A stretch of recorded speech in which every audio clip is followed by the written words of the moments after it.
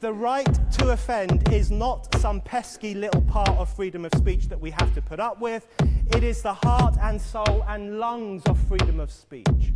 It is the coursing lifeblood of human progress. It is the instigator of liberty and modernity and science and understanding. What a laughing stock today's student leaders are, that they can so casually dismiss the right to be offensive without realizing that their lovely, enlightened lives are the gift of individuals who gave offense. Offensiveness is not just something we have to begrudgingly accept. Offensiveness is the motor of human progress. Now broadcasting from the Right to Offend Media Studios in sunny South Florida, bringing you the latest in politics, current events, art, and pop culture. This is the Whitfield Report Live with Sam Whitfield. But giving offense is good. In fact, it's essential.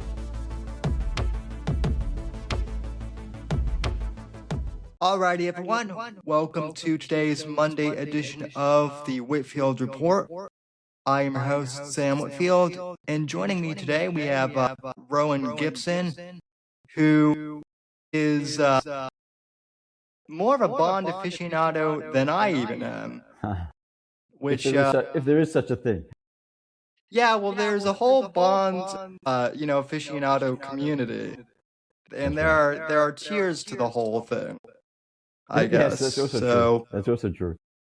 Like, I'm not at the David Zaritsky level. I don't think. Who is Sam? Yeah, I don't think anyone really is. So, but anyway, I've been following Mr. Rowan Gibson on Instagram for a while now, and you may recognize him for his Bond inspiration posts, which is where you can find him on Instagram. And you, sir, have had a very interesting story yourself with the James Bond universe. But first off, welcome to the show. Thank you, Sam. And what's your general background, just to start off? Well, as a general background, I'm actually already a best-selling author, but not in the world of fiction. Yeah, but in the world of business, non-fiction. So I have three best-selling books published in 25 languages already, mostly focused on business strategy and innovation. So I've become quite well known in the field. I think Forbes called me one of the most significant thinkers in business innovation or something like that. So that's really the general background, which has nothing at all to do with Bond or fiction or whatever. But apart from traveling the world, 64 countries, doing all the keynote speaking and that kind of thing, I've been busy reading Ian Fleming's books for years, over and over and over again. So I would say that if there were ever a sort of faithful companion on my travels, it was my Kindle with the Fleming James Bond novels on the Kindle, and I would literally just read them over and over. So I'd start with Casino Royale, and I'd go all the way through to The Man with the Golden Gun, and then the short stories, and then I would just repeat and go back to the beginning. So that's really where the love of Bond and Fleming came from, apart from obviously the movies as well. But I'm more of a literary Bond aficionado, I would say. Yeah, that's an interesting distinction. Did you discover James Bond initially through the movies or through the books, or how did that come about? I don't know. James Bond sort of seeps into our consciousness at some point in life. I remember the very first Bond movie I ever saw in the cinema was Live and Let Die with Roger Moore. I was a very big fan of Paul McCartney and Wings at the time, previously the Beatles. But I actually met Paul McCartney around that time as well, which was incredible. And I was only 11 years old, 10 or 11 years old. Wow. Yeah. And I can tell you all about that experience if you want to go there later. Sure, yeah. But so my first experience in the movies was Live and Let Die, and I read some of the paperbacks as a teenager, sort of thing that you'd sort of read under the bed covers with a torch at night, kind of thing. Yeah. And I had these marvelous paperback versions of the Bond novels that were designed by a guy called Raymond Hawkey, who, in my mind, designed the very best series of covers of all time. It's my personal favorite. Yeah. And so yeah, so that's where that kind of initial love of Bond came from. But I'll fast forward, and I'd say about 15 years ago, I went through a period of some illness, and I had to sort of stay still a lot. And I thought, what am I going to do while I'm staying still? So I ordered all of the Bond novels again, the whole set from Amazon, and I had them in hardcover and on the Kindle, and I would just literally start reading them over and over. And that's where that kind of modern day real fanaticism, if you will, for Fleming and the Bond novels came from. What is it about Fleming's Bond in particular that drove you to read him over and over again? Because there are continuation novels and all of that jazz, as you probably will know, but not a lot of people just read in cycles. So No. So that says something about me. I'm not quite sure it's positive, but it says something about me that I continue to read in cycles. But what attracts me to Fleming's novels is Fleming. That is actually what's missing from the continuation novels. I've read not all, because I haven't read the last three, frankly, because James Bond is not in the books. Kim Sherwood wrote a trilogy, and right. Everyone's apparently looking for James Bond, but I don't want to read a book that doesn't have James Bond in it. That's the whole reason I want to read the books in the first place. But to me, the continuation novels, many of them were good, but what they miss is Fleming.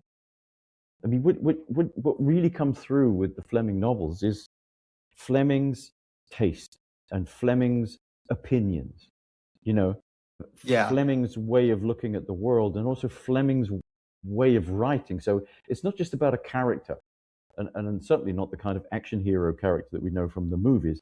It's really about the personality of Ian Fleming that comes through the books.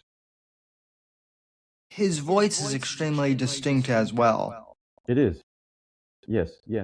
I've tried to emulate that. I mean, obviously you want to have your own voice, and I think that to some extent I have that. But on the other hand, I'm so seeped, in Fleming and in Bond that the echoes of that come through, I think, every page, every sentence of the book that I've just written.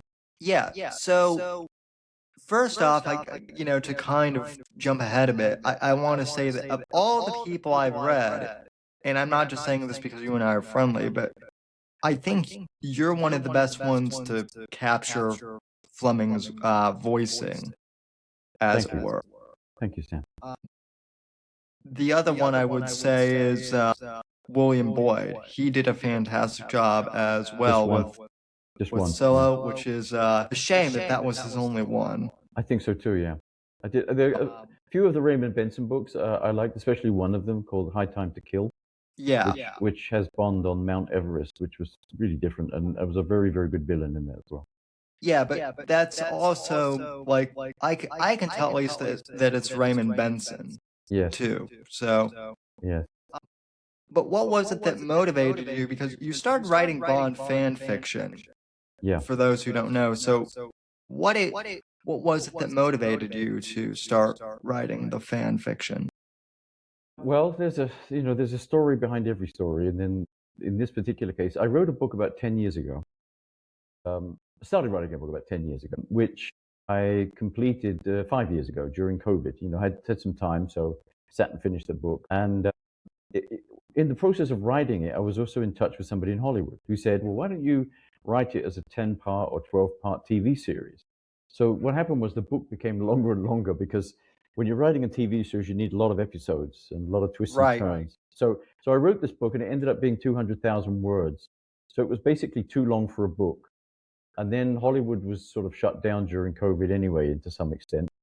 But then there was the writer's strike and all kinds of things going on. So I sort of left the book there. And then several years later, I revisited the book and thought, well, I don't really want to be writing about this other protagonist. I want to be writing about Bond.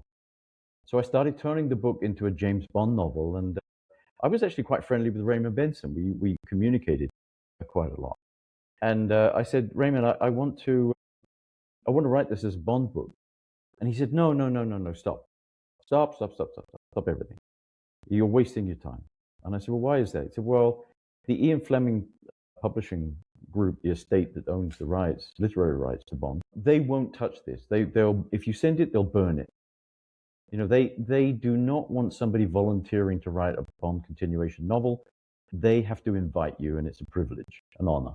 So I kind of swallowed that, and I felt like I'd hit a wall. But then several months later, I thought, I've got to somehow express myself in terms of writing Bond. So I started this thing on Instagram called Bond Inspiration, which, as you said, is fan fiction in episodic form, serialized stories. And it took off from there. Actually became rather successful. Yeah. And then And then there was I don't really know whether to call a hiccup, or did you get like an actual cease and desist from the estate, or I did. what happened with that? Yeah. So what happened was they ran a post asking the sort of fan base or Bond community or whatever, what would you like from us? What kind of books would you like from us? What would you like us to do? And if I showed you that post, it's pretty amazing. There were probably, I think, about, I don't know, 100, let's say 100 comments on that post. And out of the 100 comments, 95 or 96 or 97 of those comments were Bond inspiration, Bond inspiration, Bond inspiration. Bond inspiration should do the continuation novels.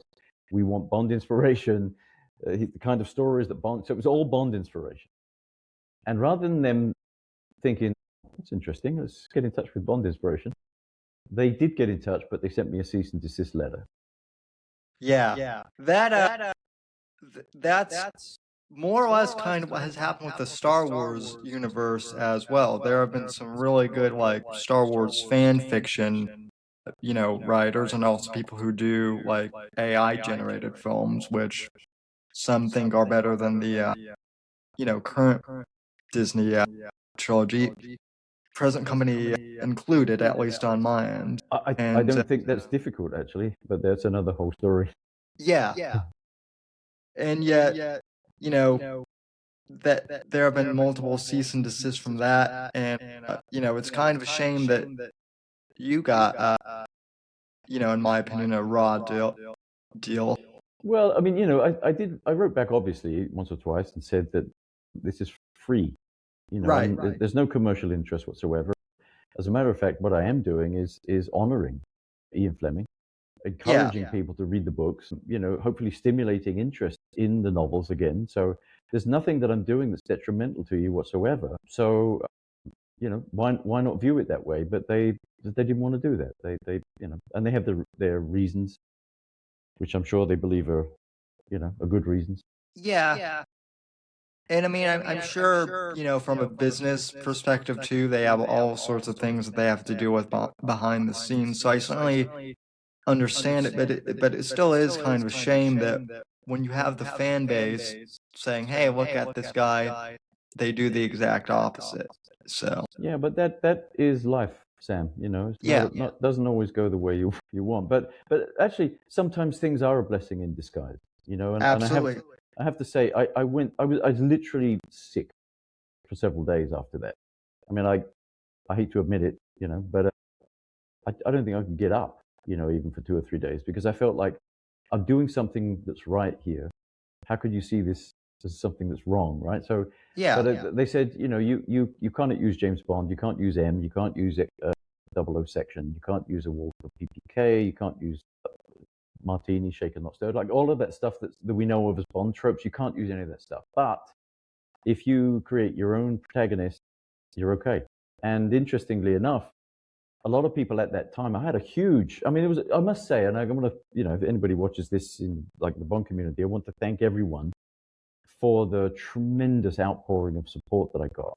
Yeah. And people were saying, don't stop, just change the name of the protagonist. We don't care what you call him, but just keep on writing because we want to read the stories. And so I decided to kind of get up like a phoenix from the flames and create my own protagonist and carry on.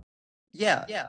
So with Nathan Rocke, who's your protagonist, how did you come up with that character, and what's kind of his backstory? Well, interestingly, the book, the book that I just published, which is the first Nathan Rocke thriller, doesn't really give us much of a backstory. I think part of the clue is in the title. he's a spy ever after. It's what he's always been and what he always will be. And also there's a clue in the name Rocke. You know, there's a kind of constancy to Nathan Rocke. So we don't get a lot of his backstory, but we do get a couple of snippets that are rather tantalizing because they create some ambiguity about who he really is. And it turns out that his name isn't even really Nathan Rocke. He's an MI6 special operative. He works for a unit called X-Alpha, which is a direct descendant of what was known as the SOE in the Second World War, the Special Operations Executive, which Fleming later called the 00 section, but which I call X-Alpha. So Nathan Rocke works for X-Alpha. He's one of just 10 special operatives. But it turns out that his name has been changed. So Nathan Rocke isn't even his real name. His own name became too well known. And so he was put through an MI6 program called the Clean Slate program and given a new identity, a complete new identity. So there's an ambiguity about who he was before his name was changed. Interesting. And so the plot revolves heavily around that in parts, I would imagine. Partly, but I mean, I think one of the things we've been missing with James Bond in, I say recent years, we haven't had a movie for, what, 5 years at least? 6 years at least. 6 years, right? And then even if you go back to Spectre, in my own opinion, they were already going down the wrong road because they were trying to explore, you know, the inner workings of the character and giving him a long lost stepbrother and trying to, you know, these words that you sometimes you like deconstruct the character and so on and so on. And people were just saying, look, give us a mission. That's all we want is an assignment. Yeah, give him a mission and send him off and let him go up against the forces of evil and win. And so really what I tried to do here is to throw you in at the deep end, quite literally, because it starts out in Bermuda with some diving scenes, but you get thrown right in at the deep end. It's like if you go back to Indiana Jones, you know, that the Raiders of the Lost Ark movie, it just opened with this guy in the middle of a jungle. You know, we didn't get a backstory. It was like, who is this guy? Wow, he collects relics and he's up against all these incredible, you know, sort of things that go on inside the temples and then the indigenous people or whatever it was, and they hate snakes and so on. But we were thrown at the deep end, and then we got a little bit of a kind of a breather space where it turns out he's actually a university professor that goes off on these adventures in between. But that was very short, and before you know it, he's back on a mission. So I basically followed that same kind of formula with the book, with Nathan Rocke. We throw you straight in with the action. You get a kind of a pre-title sequence, which goes on for about 5 chapters, which is quite a lot. And then you get a little bit of explanation about who he is, and then he's off on another mission.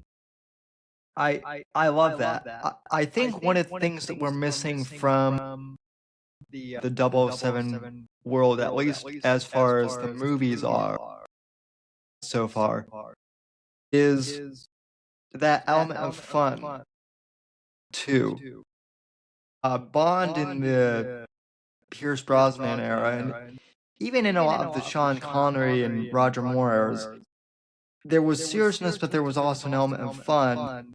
And I understand that the Ian Fleming novels are serious, but like you said, with the Daniel Craig novels, they dive so far into the deconstruction era that they kind of lose their fun a bit. I agree with you, Sam, totally. And that's the only real departure. I would say there's a couple of departures in my book from Fleming's original literary Bond. One is that I've given him a dry sense of humor, which we got, as you said, we had that in Connery right at the very beginning. Roger Moore took it a little too far, came back with Pierce Brosnan, but I think it was too, you know, they went too much into the kind of sexual innuendo type humor, which cheapened things a little bit. But one thing I will say is that if you meet any of these real operatives or military types, they do have a kind, especially British, they do have a kind of gallows humor about things, right? And so I wanted to bring in that kind of gallows humor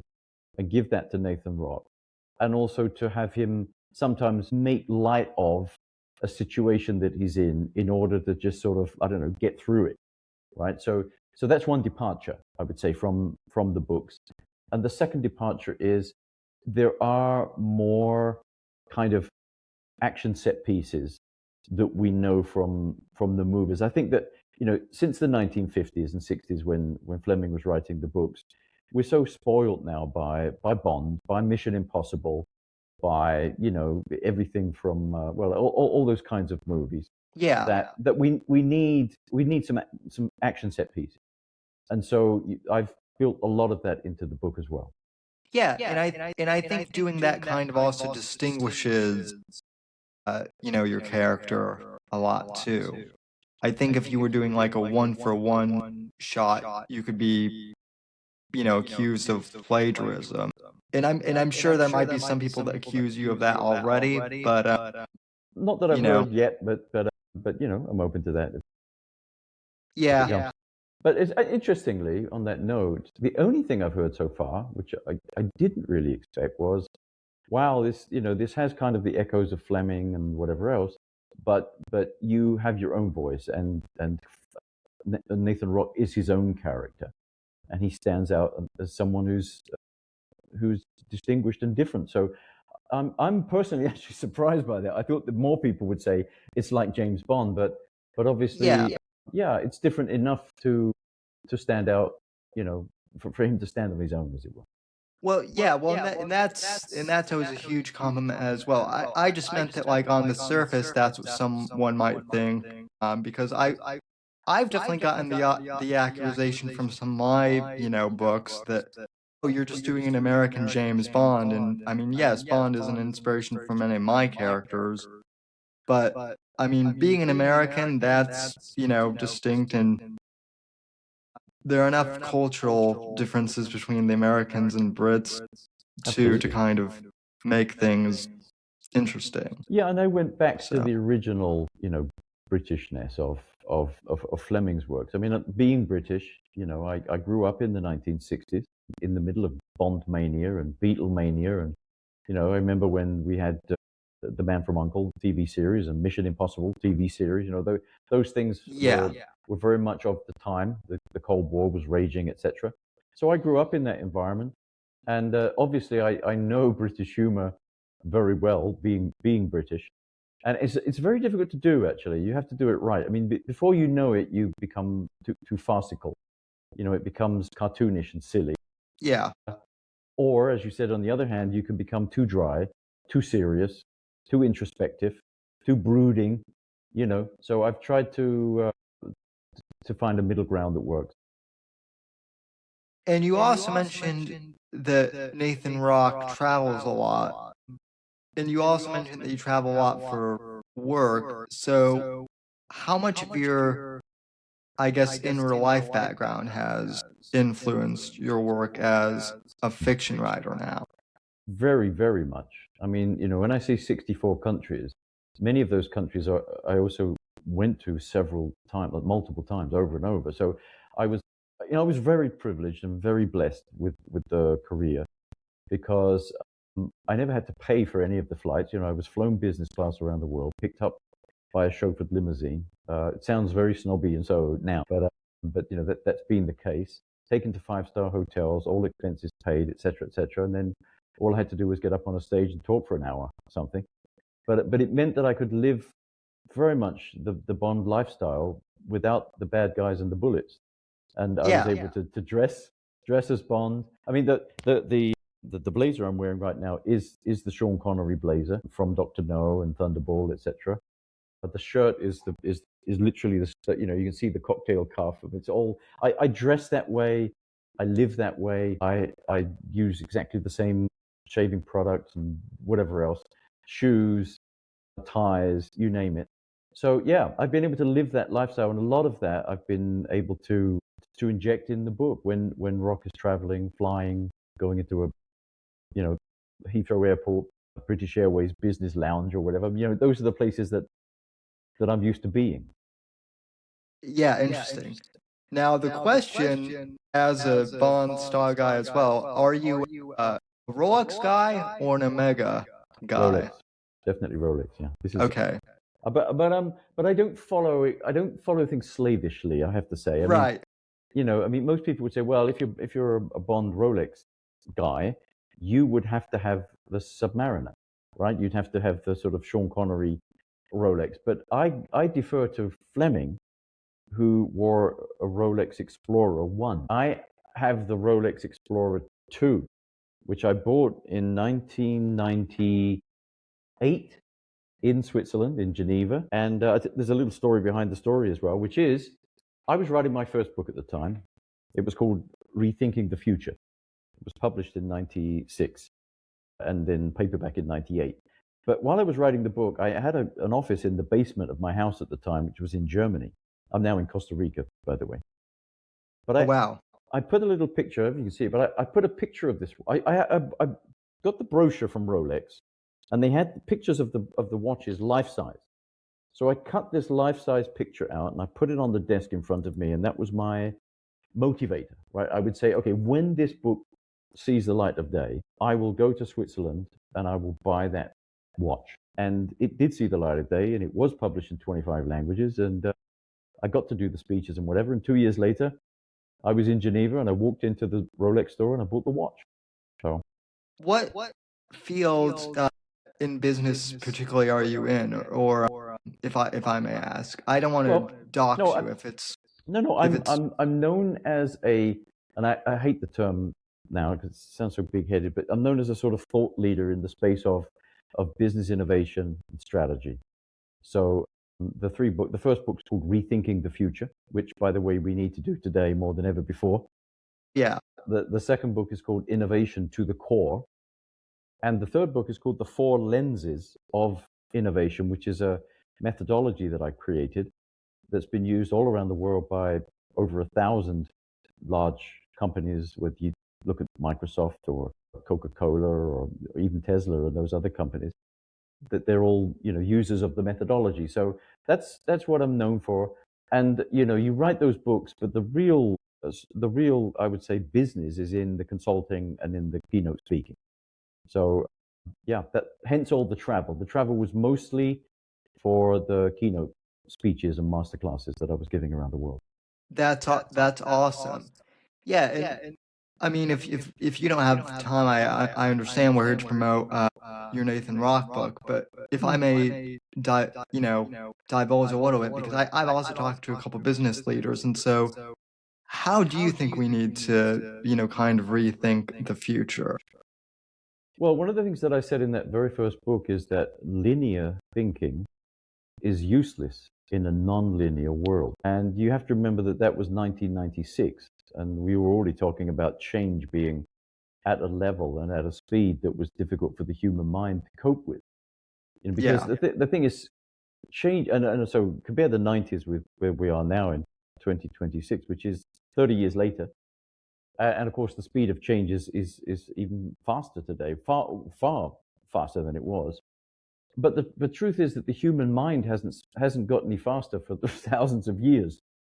So we are the same as we were thousands of years ago, but we're trying to cope with a world that is changing faster than we can keep up with. So what do? I think that we have to assimilate what's going on in the world in terms of change much faster than ever before as companies.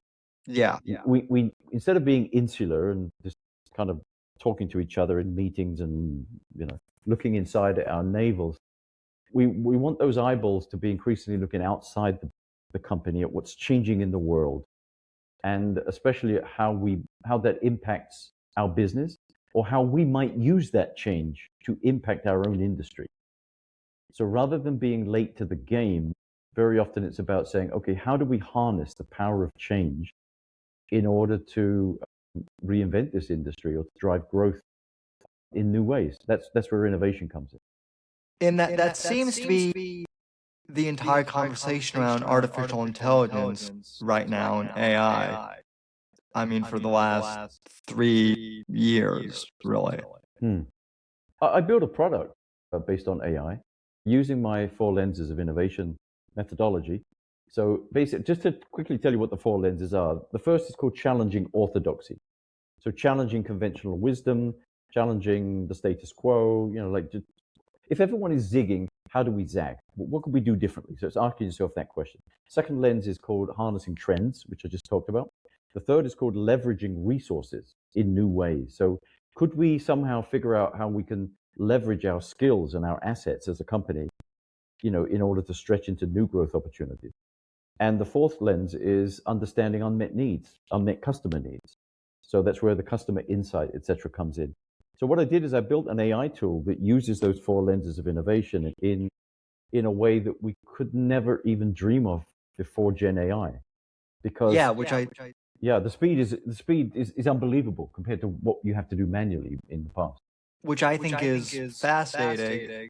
I've caught flack from some people because I'm a big proponent, at least in the author space, of more authors using AI as a tool. I understand why people are hesitant to use it, but like I've put my manuscripts through a few AI tools to proofread it and help improve things, and it's helped my productivity tremendously. Absolutely. So have I. I mean, I think that you'd be a Luddite if you refuse to use the tools. It's like saying, I'm not going to use a laptop, I'm going to use a typewriter or whatever else. I mean, we have to be of our time. And it's certainly been helpful for me with research, with editing, as you say. But I use AI a lot for image generation, video generation. I mean, I just made a video launched 2 days ago, which shows A Spy Ever After, the book being launched, at the Royal Albert Hall in London, and the advertising on London buses and Heathrow Airport and whatever else. I was able to make all of that in AI. Also, I created a theme song for the book, which most people never do, but I like to do that. So I created a theme song using Suno, which is an AI music. Yep. I know what Suno is. If you listen to the theme song, it is phenomenal. So if I made that, Sam, in real life, I would need about $200,000. I'd need John Barry to come back from the dead. I'd need Shirley Bassey. I would need the London Philharmonic Orchestra. I'd need studio time. Producing. All that stuff. And I was able to do this in a couple of hours for $10. Yeah. No, I'm a technical writer by trade, and I actually went to college for technical writing. And so I took graphic design courses, and I took technical writing courses, and all that was very useful. Right as I was graduating, that was kind of when the AI boom really started to take off. And there was a huge resistance to people using AI. They were like, well, doing it manually is better just because, and I never understood that, because if you've ever had to work with anything like Photoshop or InDesign, you can spend like 5 hours just doing. Well, I've spent longer. I can tell you this. When I started out with the Instagram episodes, the James Bond episodes, which I've gone back and now basically turned into Nathan Rocke stories. Right. My wife was taking a lot of photographs for me, but we would sometimes spend the entire weekend on one photograph.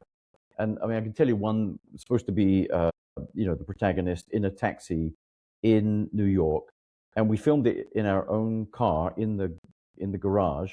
We had the television screen at the window of the car with a stock shot of a New York street going by. So we had to film it. So we had to kind of do what Hollywood does, and then I'd have to retouch the entire thing. And sometimes I was retouching one single picture for a couple of days. Yeah. And then I realized that there's scenes that I just can't do. The latest Nathan Rocke story, the episodes, have Nathan Rocke parachuting out of a plane over the North Sea. And he parachutes down and lands on a giant cruise ship called the Iona. How am I supposed to photograph that? How would it be possible? What am I supposed to do? Go out and hire a plane and jump down with the guy and film him, opening the parachute? It's impossible. So I couldn't do that without AI. And I would imagine even if you have the money to do that, it still takes a lot of time and effort just to hire a film crew, hire a photography crew, just for something like that. And also, doing retouching. It's the way you do it, though, Sam. I think it's the way. It's like you referenced Star Wars earlier on. To me, the very first Star Wars movie, which of course now they call number 4 and number 5 and number 6, whatever. But Star Wars and The Empire Strikes Back were the two, for me, greatest movies of that franchise.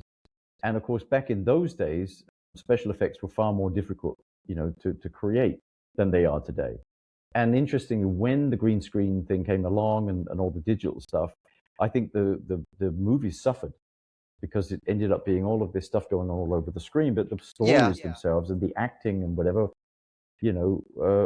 were not as good. So I think that the same is true today, really. We don't really complain about a movie using digital special effects and green screen, as long as the movie's still good, right? Yeah. Because in a way, those effects should be invisible. Like if you watch a TV show and it's set in the 50s, and you don't notice when someone's walking across the street and all the cars and the buildings all look, it's kind of like you just don't notice anymore that it's been done with AI, because you're following the story, following the character. And to me, it's still about how it's done and what you do with AI, like any other tool. Yeah. And that's ultimately what it is. It's it's a tool. When anything becomes part of your workflow and integrates successfully, it can do amazing things.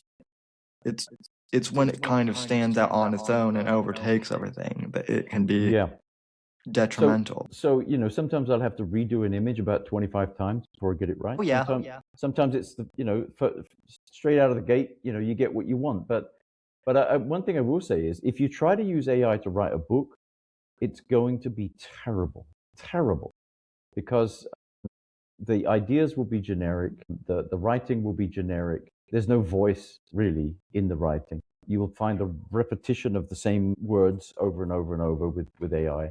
And also, even if you're using AI for research, you have to go back and check again and again and again. Yeah.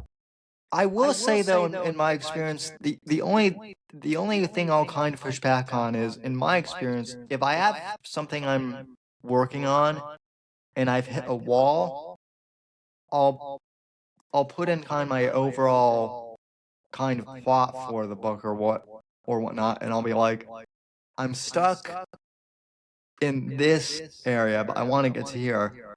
What are some ways I could get from point A to point B and have it be realistic? And sometimes just by having a back and forth, I'll get kind of over that hump. Oh yeah, and I've done the same.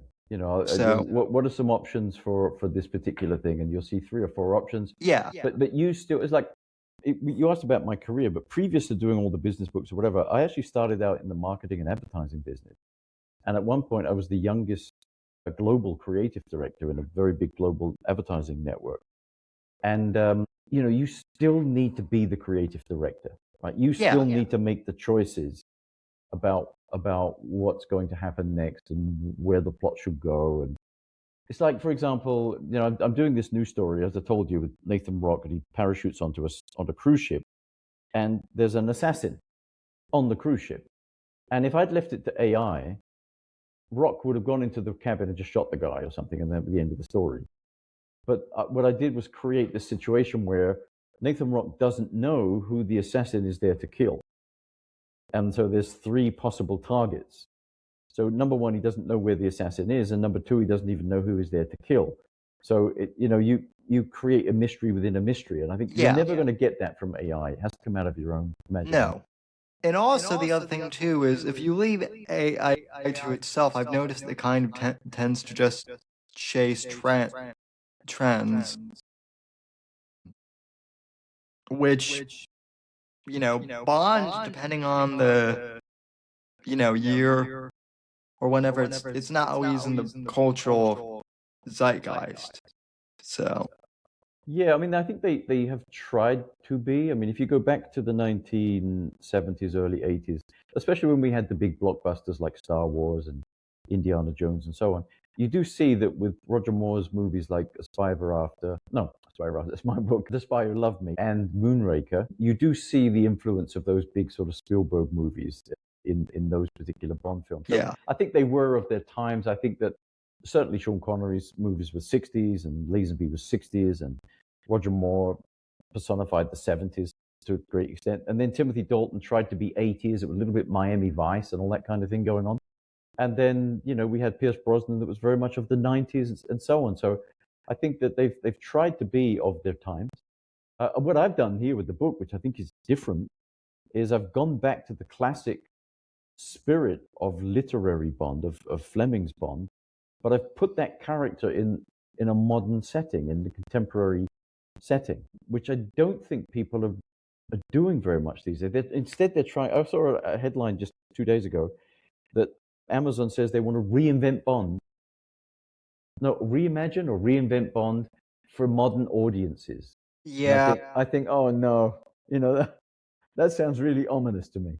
Yeah, whenever I hear those words, that's always kind of cringe, that makes me whinge kind of. I will say, I don't know, have you had a chance to play the new James Bond video game at all? First No, Light? I'm not a gamer, never have been, but I have heard incredibly positive things about it. Number one, it sold 3 million units in the first week or two, which was phenomenal. Secondly, Yeah. I know a top game designer, and he told me this is top of the notch as a game. Yeah. I Now see, I am a gamer, but I kind of game more casually now.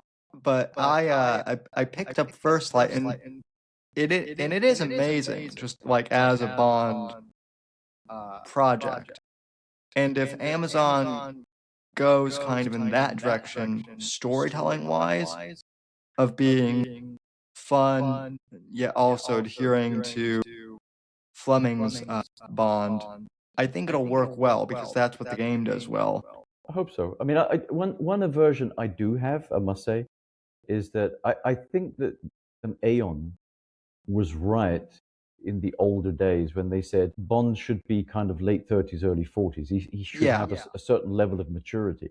And so one aversion I do have is to trying to sort of create this young Bond type character, in order to chase younger people, a younger audience. But again, if they sell 3 million units, they must be onto something.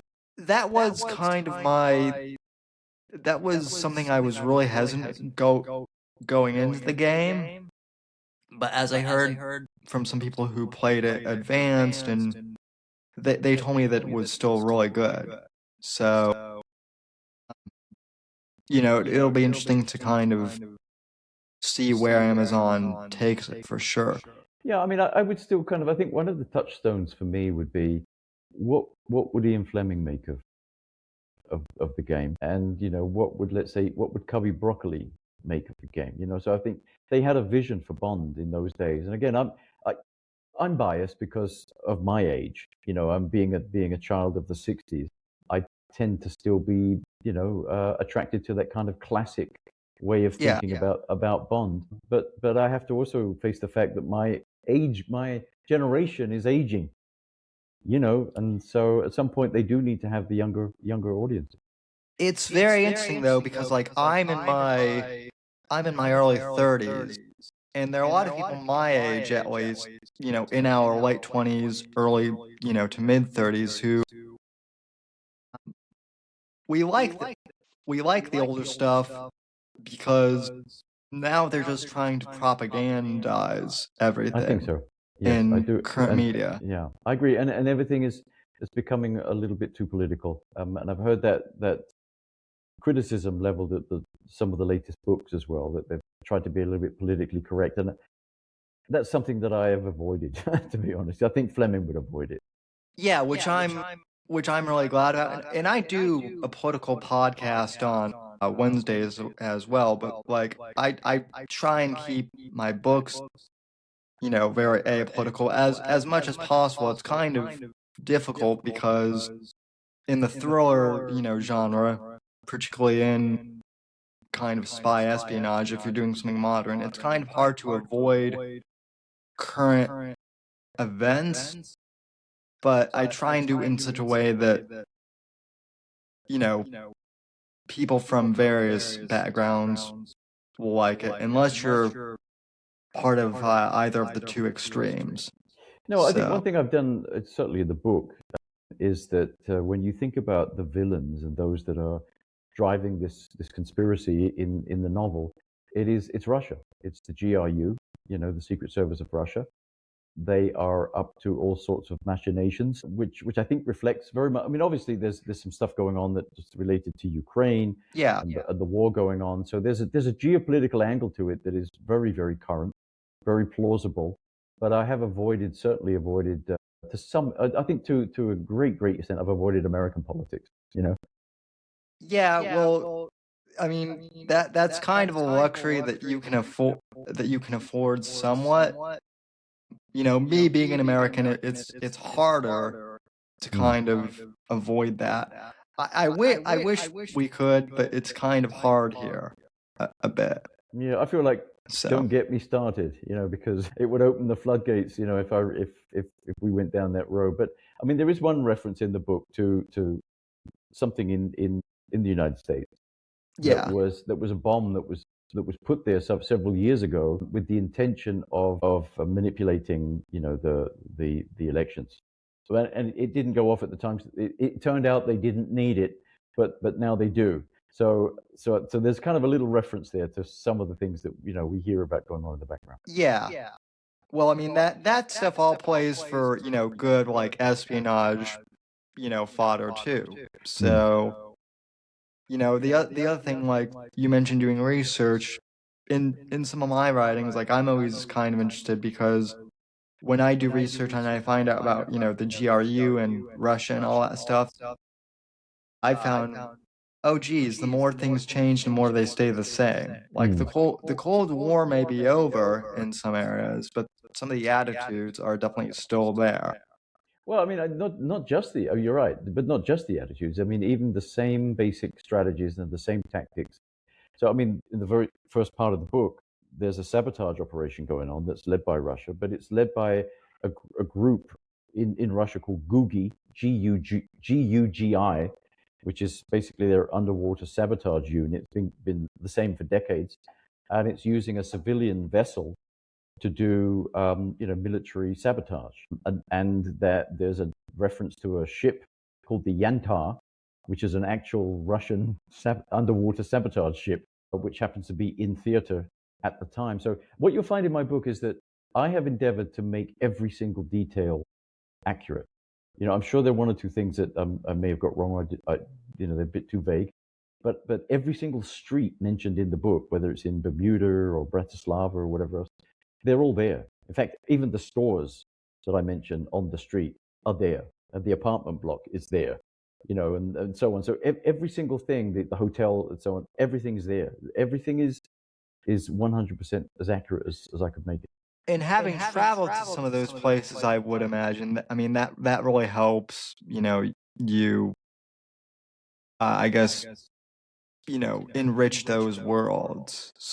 Yeah, and also when I traveled, I always tried to live, I think the way Bond lived, which is he would sample local drinks, or he would, you know, he was so kind of sophisticated that he would know what to drink in Italy, and he would know what to drink in Berlin, and he would know what to drink wherever or eat. And so when I talk about the foods in Bermuda or in Slovakia, they're the actual foods and the beverages that you would want to enjoy in those areas, rather than running around the world drinking the same drink or eating the same food. Right. So with this being your debut novel, what has your experience writing this been versus like writing the short story that turned into a screenplay, essentially, or vice versa, I guess? Well, what I'd love to say is that if I compare, for example, writing the Instagram episodes with writing the book, there is a big difference. And also, if I compare writing business books with writing fiction, there's a huge difference. Yeah. I always thought, well, it's got to be far easier to write a novel than it is to write a business book. Quite the opposite is the case. In fact, I would say that writing fiction is about 100 times more difficult than writing the business books. Why? Because there are so many elements, so many pieces to the pie. You know, so you've got the characters and the character arc and the, you know, the act 1, act 2, act 3, you've got the dialogue, you've got the locations, you've got all of these elements that need to come together and work together. And I've just found that it's, you know, And I hate to sort of dishearten anyone out there that wants to write their first novel, but I have found it 100 times harder to write a really good novel than to write a really good business book, personally. Yeah. And also, when I compare it to writing the episodes, they're actually rather interesting, the Instagram episodes, because what you get with it's not a visual medium. You know, Instagram is not a it is a visual medium. It's not a text-based medium. So people are used to flipping through Instagram, scrolling. They're not used to stopping and reading a story. Yeah. So I did that, and I was quite surprised that people actually opened it out and read the entire thing, and then had engagement and comments and, you know, questions about where this was going to go next and can't wait for next week and so on. But when you're writing episodes like that, you have a 2,200 character capsule you have to stay within.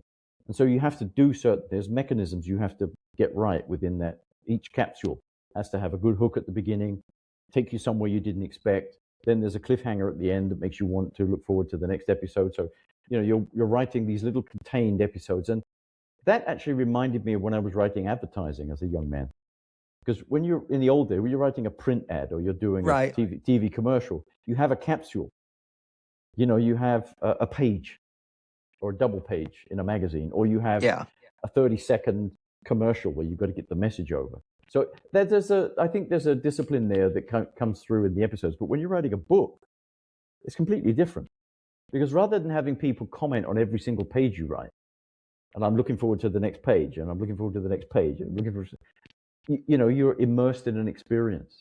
So it's a very, very different discipline to me, writing a novel as opposed to writing the episode. What was it about Instagram, particularly like as a platform, that drove you to post there your stories initially? Because I would imagine, you know, there's Twitter, there's Facebook, but there's also like, you know, Substack, which I don't remember if that was around when you started. You know, there are all these like long form. It may have been, Sam, but I wasn't aware of it. And also I think, I don't know, let's see how Substack works, but I don't really want people to have to pay to read the episodes. My let's say objective there, I wasn't on Instagram before. So I was looking for some kind of platform that will enable me to write something that people could read on a phone. I mean, I in terms of my innovation work, I'd come up with an idea about 5-6 years ago, which was that, you know, the dominant medium of the day is the phone, is the smartphone, right? So it's not really even television anymore because people are looking at the phone while the TV's on. It's not cinema. It's certainly not radio, right? Or even theater or any of those things. It's the phone. So if you're going to read something, let's create, you know, an experience that you can have or you can read on the phone. So I'd come up with that idea, and I was looking for a way to do it. And I thought, well, maybe let's try Instagram. And I was very surprised how well it worked. Because again, I was expecting people just to scroll by and not even bother to read the caption that's the story. But I found that people became incredibly engaged in it, you know. I was very surprised as well, just to, like as a reader, because as you said, like Instagram is mostly like a visual media. And so for people to read your story, which is, you know, in technical terms, just a caption, I mean, it was very encouraging that people were actually reading, because a lot of people just kind of scroll on Instagram, and if they see a photo they like, then they like it. But most people generally don't, you know, read the captions. I know. So and it's even worse on TikTok, apparently. But again, so I've been overwhelmed by the engagement, because again, it's like having someone comment on every single page you write. If you think about the 2,200 characters, it's like a page. And every page you're writing, you've got people saying, I love this and I can't wait for that. And what happens here with Rocke? And I like the gadget that he's using, or, you know, the situation that he's in. And this is just tremendous engagement. So I was surprised, but I like to see those free episodes as kind of the equivalent of the old Daily Express James Bond comic strip, which they ran in the 60s, right? And so you read that for free, and you know, I don't think of it as, okay, this is free, so it doesn't have to be good. I mean, every single episode has to be really good. So I put it takes me 2 days, 2 to 3 days to make an episode that you read in, I don't know, a minute or whatever. But I want to use that to drive interest in the book, frankly. Yeah, writing is more of a process than I think people who, are just casual readers. I mean, some of them certainly understand the writing process, but like your average layman, they think that all we do as writers is just, clack away at the keyboard or the phone, and that's it. And there's, you certainly can do that, but there's a lot more, planning and effort and elbow grease if you want to write something good. Definitely, and also the research that you have. I mean, I'm not a sky jumper, or a parachutist. So if I'm going to write about Nathan Rocke jumping out of an airplane over the North Sea, parachuting down, somehow making it onto the rooftop of a cruise ship, which is really difficult to do. I need to come up with a way for him to be able to do that, and I need to describe it accurately enough so that if you are a parachutist, you're going to say this is completely plausible. Yeah. No, and same thing. Like, I'm into firearms like casually, but I don't know that much. So, like, if I'm having my character John Ryder like pick out a pistol or something, I like to consult with people who I know who are gun experts. Like, what would this CIA counterterrorism guy do, or why do you think this particular pistol would be better, for this job or something like that? Well, there was one particular weapon in the book that features quite a lot, and it is a sniper rifle that Nathan Rocke takes from a Russian guy, and it's called the Orsis T5000, and he ends up using that sniper rifle quite a lot. And when I started writing, I mean, I've never used a sniper rifle in my life, right? So I'm thinking that he takes a shot and then he takes another shot and takes a shot, but of course in between he has to run the bolt every time with this particular rifle, and so I had to go back and have him run the bolt in between every shot without continuing to say run the bolt, run the bolt, run the bolt. He ran the bolt, he ran the bolt. So I have to figure out ways of saying that, running the action or whatever else, to make it accurate for anyone that reads it that will know that this is a sniper rifle. Yeah. Now, you mentioned too earlier, and I might be kind of misunderstanding something, but you said that the Fleming estate barred you from using the Walther PPK. Yeah.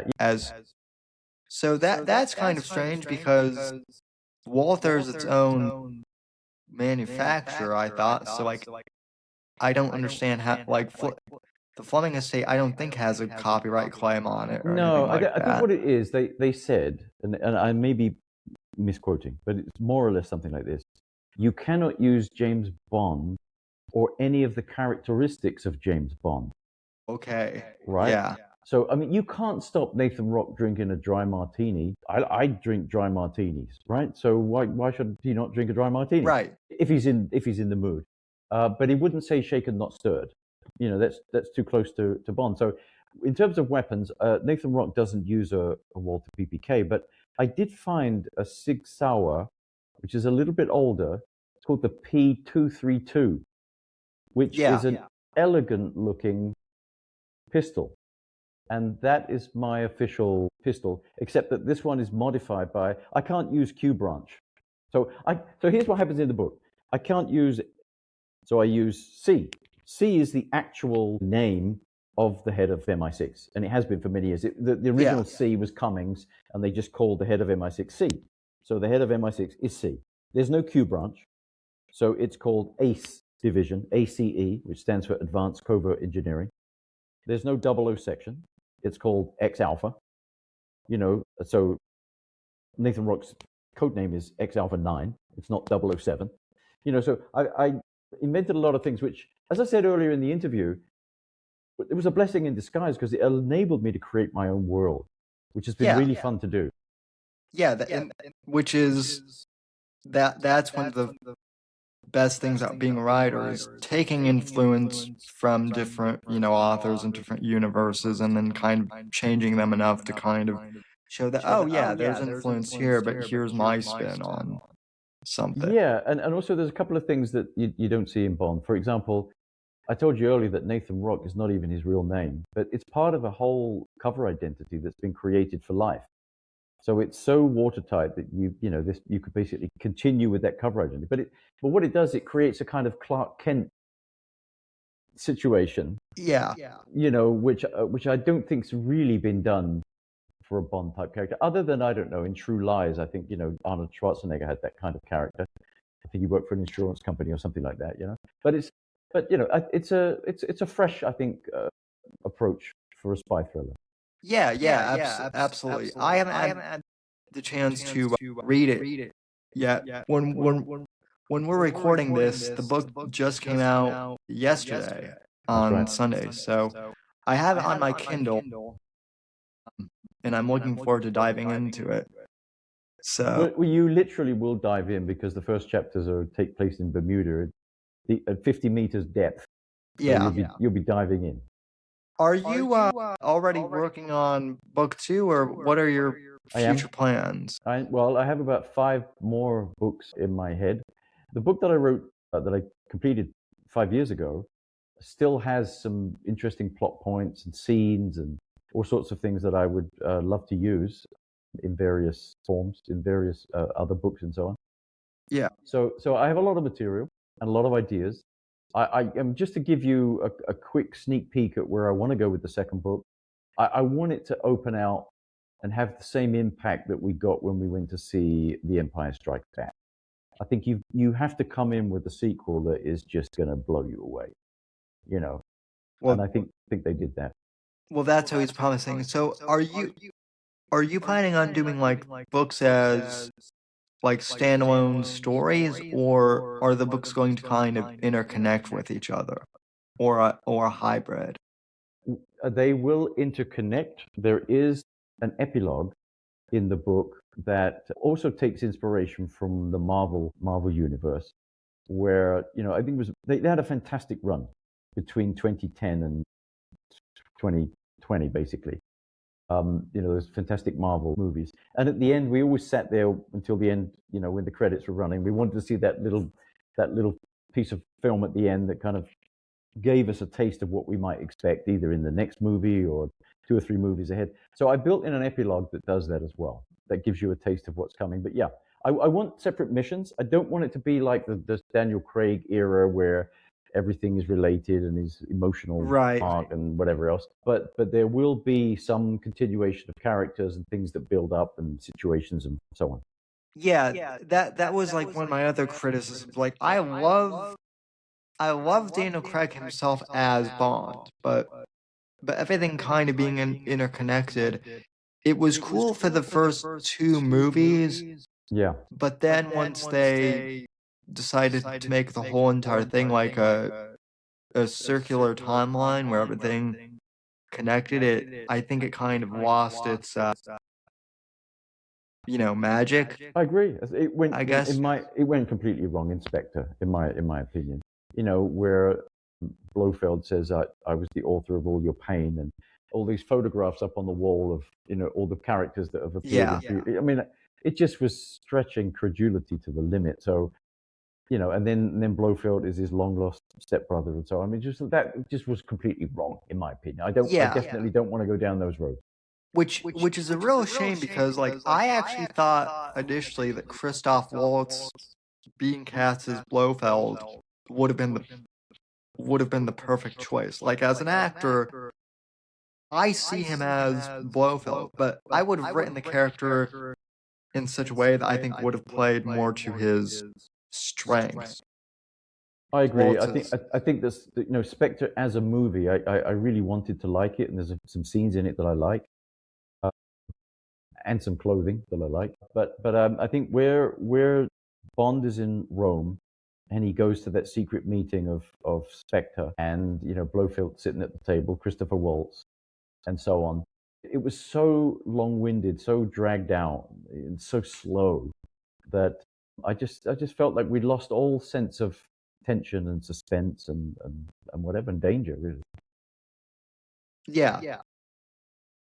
So So then, I mean, that was one of the reasons why I started writing my books as well. It was just to kind of fill in what I thought the Bond series was losing, and it kind of sounds like you did much I the did same. exactly the same, Sam. I mean, I felt that we've been in a vacuum. I, don't like the movies anymore. Hated, and I'm using the word hated No Time to Die. Really hated it. I don't even want to acknowledge its existence, frankly. I think it was the biggest insult to the Bond community Yeah, I imaginable. agree. Yeah, came out of that cinema feeling like this is the real biggest fan betrayal in cinema. I wrote a thing on IMDb, biggest fan betrayal in cinematic history. That's how I felt about it. So, and I haven't wanted to read the latest Bond books because James Bond is not in them. Why? What, are they ashamed of Bond? They have to take him out of the books? Yes. Then we get books about Q and books about Felix Leiter and books about Moneypenny. Like, well, what about Bond? I want Bond, right? So I felt like we're in a vacuum. I don't really like the comics. I don't play the games. So I got to do something. I got to like grab this by the horns, and I've got to kind of, I don't know, continue the legacy of Fleming. A very kind of like a hubris of my own to think that I could do that. But I felt like I have to save this. I have to do something that's kind of like giving Bond some real continuation. I can completely relate. And like the other thing too is, and I'm saying this as like an American, but to me, it seems like there's no English pride in the current iteration of the Seven, and that kind of seems a bit wrong to me. Well, we had it up to, I would say, up to Skyfall as movies. Yeah. Skyfall, there's the classic shot there at the end with Daniel Craig on the rooftop, and you can see, London and the British flag and all that. And it was timed, of course, for the London Olympics, which was 2012. So there was a lot of kind of great vibe at that moment around British, etc.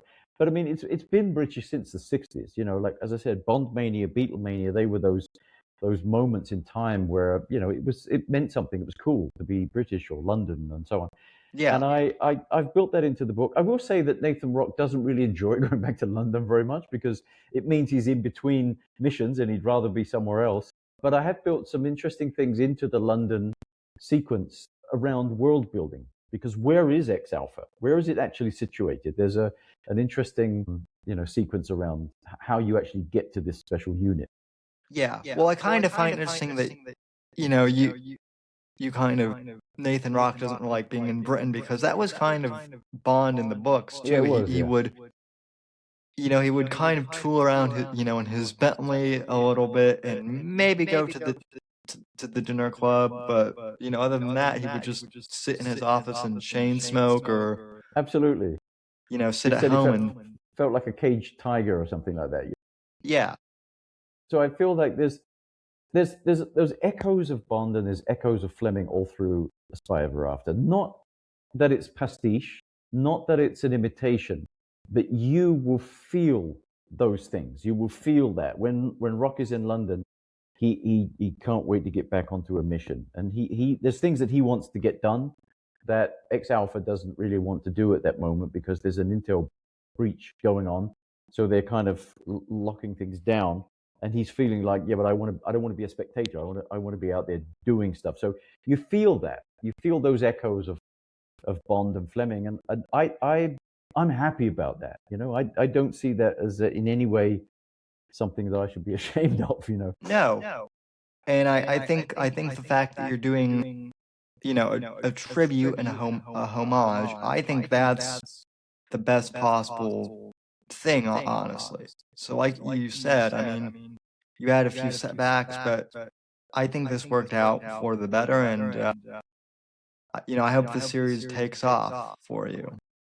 So I certainly hope so, Sam. I mean, that's why we do things we want. I mean, I don't think that we do, when we write, I don't think that we're basically looking forward to being, I don't know, millionaires or anything through selling books. But I think I see it as a gift to the readers. It's like if I invited you for dinner, I would want to do something special for you, and I'm a bit of a perfectionist. So my wife and I would want to make the experience something really special for you. And I feel when I'm writing, I'm preparing a meal, I'm preparing entertainment, I'm preparing a gift for you, a present. And I want you to feel that when you're turning every page, and when you have to turn the page because you want to find out what's happening there, you want to feel like Rowan did this to make me happy, to entertain me. Well, I certainly felt that way, and I've certainly felt that way for years reading your posts, which as Bond fan were great, especially kind of during the post Craig era where the future of Bond has been unsettling, and then meeting Nathan Rocke through those stories as well. So it's been great. Well, I'm glad that you've enjoyed it, Sam, and I'm glad that so many people have become engaged in it, and I just hope that everyone enjoys the book. So far, I've had some wonderful reviews and some wonderful feedback. People are already beginning to design Nathan Rocke's clothing, from certain scenes that they're reading in the book and so on. So, yeah, I'm looking forward to all of that. Well, it's terrific, and I'm honored to be part of your launch week. So, thank you for coming on. I know we've communicated back and forth, for a couple of years, so it's finally nice to put a face with a name. So I appreciate it. The honor's mine, Sam. Thanks for inviting me. Really appreciate it. So yeah, absolutely. Any last kind of final thoughts in regards to the book? Anything you want to show and promote? Well, just the book itself, really. I mean, the book is available as an ebook or as a paperback on Amazon. So it's A Spy Ever After by Rowan Gibson. You'll see Nathan Rocke really, really big. One thing I did as final thought really is I wanted to emulate those Bond covers from the 1960s by Raymond Hawkey, great graphic designer. And so what he did was put James Bond big at the top and then Ian Fleming very small. I've done the same. I didn't want to promote myself, so it's not a Rowan Gibson book. It is a Nathan Rocke book. And so I appear at the very bottom, as the author. But that's really what I want. I want Nathan Rocke to become a kind of franchise that people enjoy. So yeah, that's where to get the book. Amazon, everywhere in the world, basically. Yeah.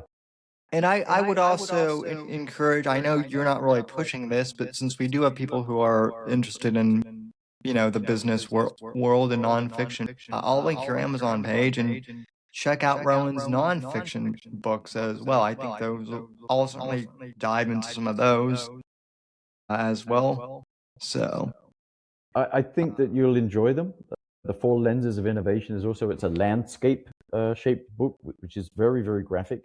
Every single page is full of graphic design, illustrations, and so on. So it's meant to be a kind of creative experience, an innovation experience as you read the book. So Four Lenses of Innovation, I think, is extremely enjoyable.